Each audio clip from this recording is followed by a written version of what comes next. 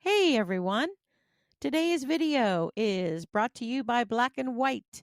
We're doing titanium dioxide and charcoal, activated charcoal. How do I mix them up and put them in my soap?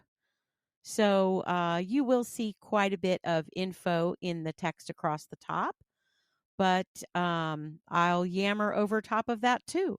So I do like to use the titanium dioxide mix rather than just using goat milk soap.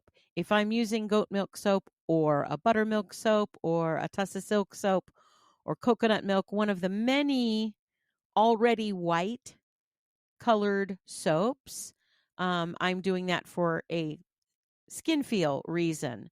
Um, so sometimes I just want embeds, and I'm not going to pull out my Tussa Silk soap just to make embeds.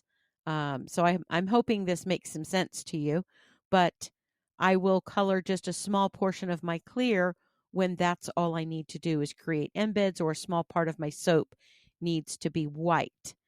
Um, the other thing is sometimes I like to add titanium dioxide to already whitened soap because some of them are still a little translucent.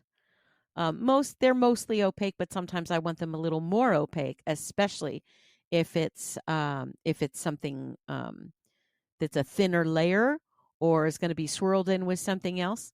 And you'll see a little bit down the road. I give you some examples at the end of how I use my titanium dioxide and my activated charcoal.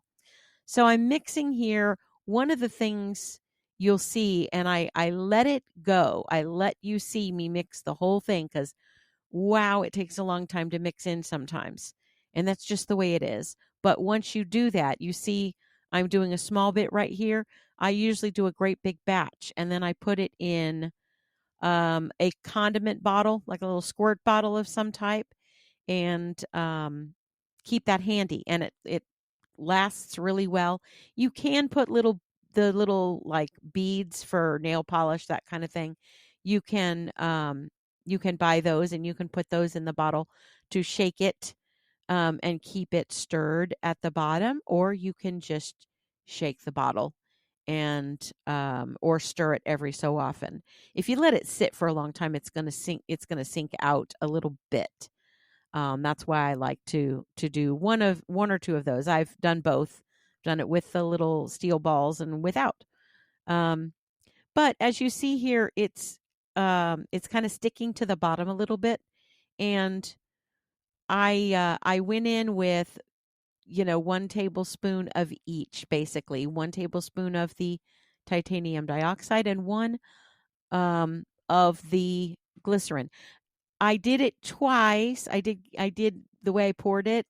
I poured half and then I poured half again for the glycerin. So it looked kind of weird, but it was equal. It was an equal ratio of 1 to 1.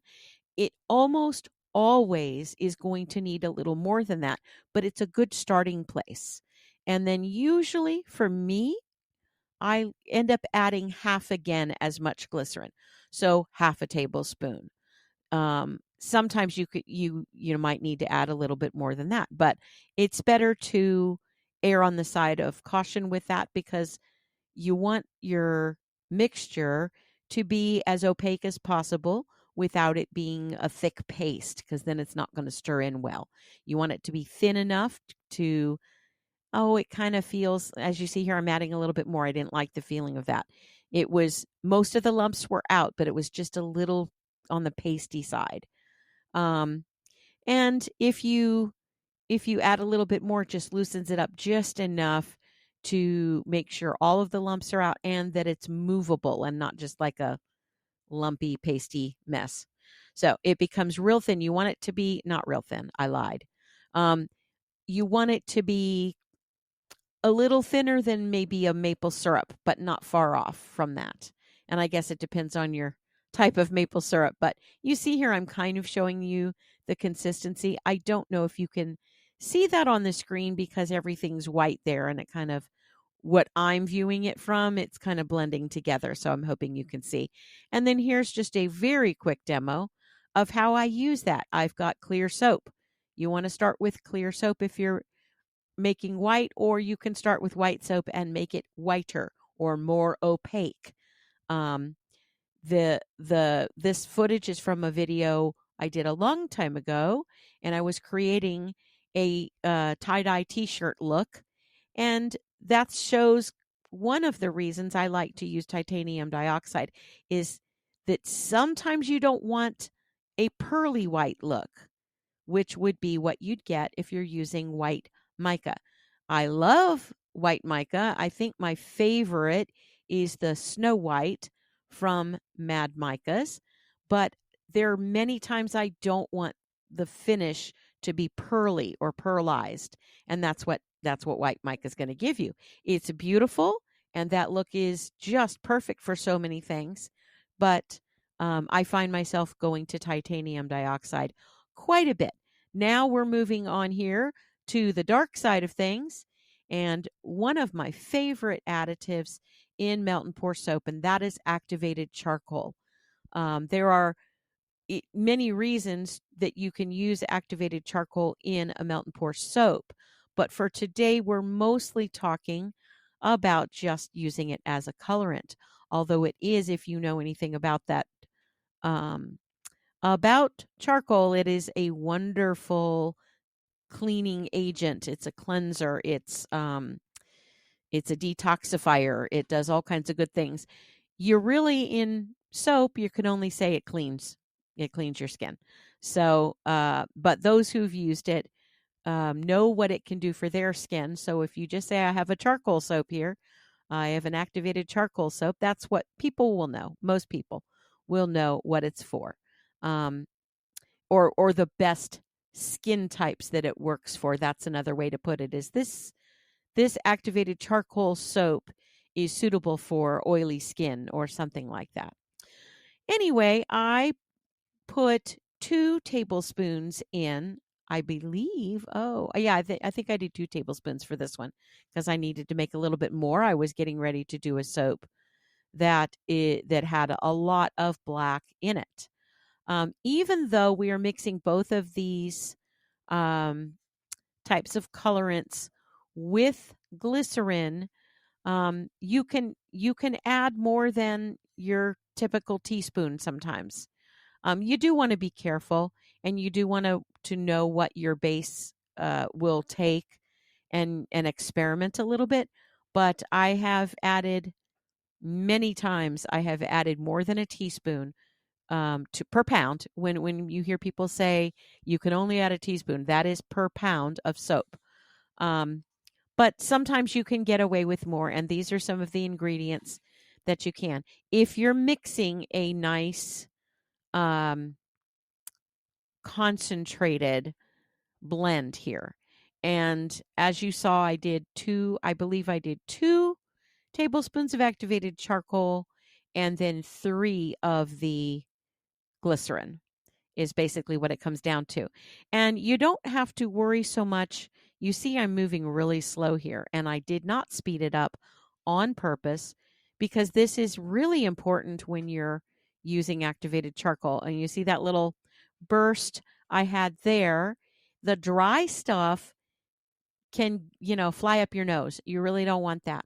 So you can either choose to wear a mask and or choose to be extremely careful because it will also spray all over your table and all over your hands and whatever is in the way.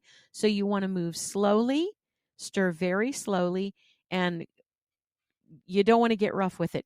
You're not um any part that is still powder underneath that glycerin is going to kind of burst out at you if you're not careful. So go slow. It is actually much easier to stir in than the titanium dioxide. The titanium dioxide is a little more clay-like in texture than the charcoal is definitely a loose powder, very loose and light powder, which is why you want to be cautious. So um, we'll talk about adding this to soap again in a second. I just wanted to point out real quick that my basic ratio you might want to play with a little bit and see this is not set in stone. This is just what I like to use. One of the benefits of making a very concentrated mixture of this is that you're not going to be adding an overage of glycerin. You can add too much glycerin and end up with a soft soap that doesn't want to set up quite as hard as you might like for a soap bar, and it might also cause a little bit of sweating. But you do have quite a bit of wiggle room with how much you can add. So, that being said, you'll have to experiment on your own. I'm not going to soap police you, but I like to make it very concentrated so that it goes really far. What I added about right there was about a half a teaspoon. And you'll see I do go back and add a little bit more later because I stop and I look at how opaque it is. I look on my stirrer. Boy, that's a rough one. And I also usually push it up the side of there, like that, up the side of the picture so I can see how opaque it is. And it's not going to totally block out the light at such a thin area like that, but it gives you an idea.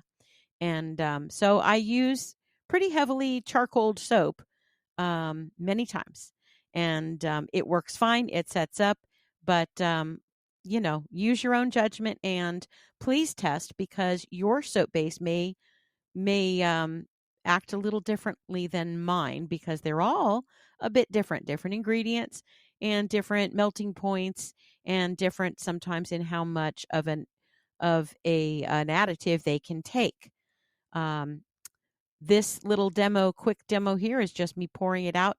I made this kind of heavily charcoaled soap as a very large embed for a soap I released recently, a soap video. If you've not seen it, be sure to check it out. I'll link it at the end. By the way, as it is getting close to the end here, as it comes up, I'm giving you some examples at the end where I usually show you pictures from a project that I've made. I'm really not making a soap here. These are all from soaps I've made before. So in my pictures at the end, I'm showing various ways that I've used both titanium dioxide and activated charcoal. So it gives you kind of an idea of the benefits as far as the looks go. This first one is a swirl, one of my very favorites. And just to keep a note that in swirls, titanium dioxide in the soap is going to sink. So it's going to be heavier. And that's whether you add it or whether you're using a base that has titanium dioxide already in it. I love it for making waves. Titanium dioxide is fabulous for making waves. And then when you move over to the charcoal end of things, it's just such a rich black. It is so beautiful that if you don't want a shiny, sparkly looking black and you want, midnight, you want really, really dark, that's what you want to use. And always use it in clear if you're looking for a really good, solid black color. I can't thank you. Oh, here I'm using both. Thank you so much for your time. I hope you've learned something, and I'll see you again soon. Thanks. Bye.